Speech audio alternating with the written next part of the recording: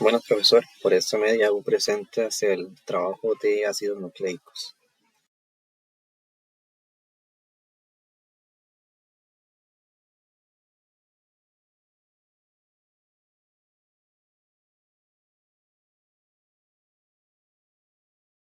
La replicación del ADN es el proceso mediante que el ADN forma dos células hijas exactamente iguales.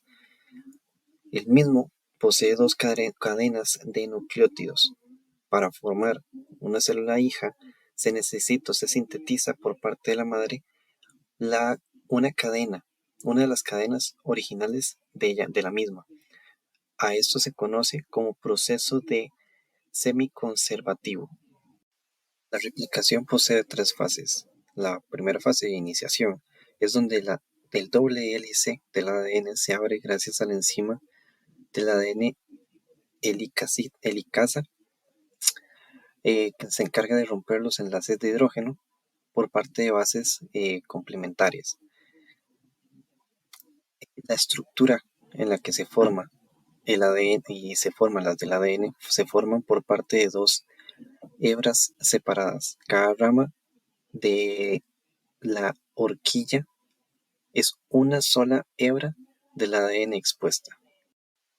Segunda fase, que es la elongación, es cuando la enzima del ADN polimerasa forma enlaces fosfoliéster entre los nucleótidos en relaciones de condensación. Esta enzima se une al extremo número 3 del ADN, lo que significa que la nueva cadena de ADN se extiende en dirección 5 a 3. Como tercer punto, la terminación es cuando la enzima ligasa se vuelve a crear puentes de hidrógeno entre las bases nitrogenadas para unir las hebras de las cadenas en nuevo ADN.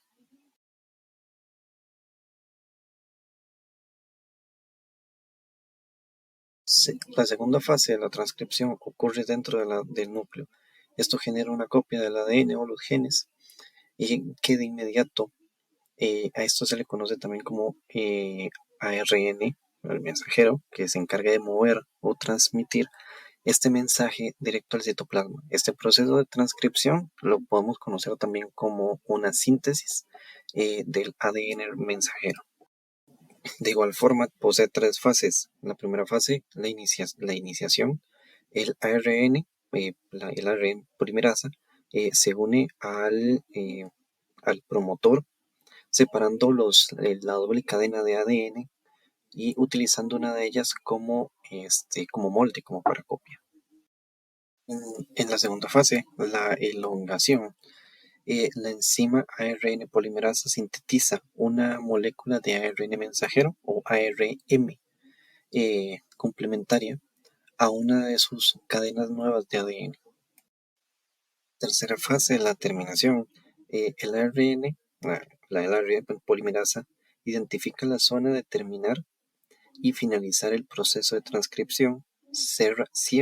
Para esto cierra una burbuja formada de ADN, separando las moléculas de ARN mensajero de la polimerasa.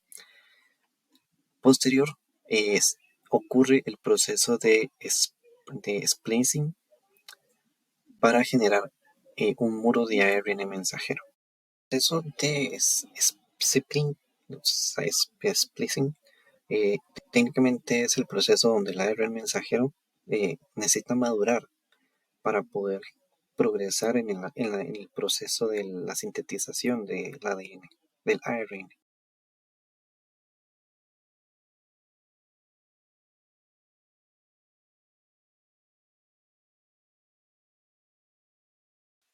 La traducción del proceso final ocurre en el citoplasma, específicamente en el ribosoma. El objetivo es traducir o interpretar todo el mensaje del ARN mensajero. La información genética del ARN mensajero se traduce con el código genético en secuencias de aminoácidos.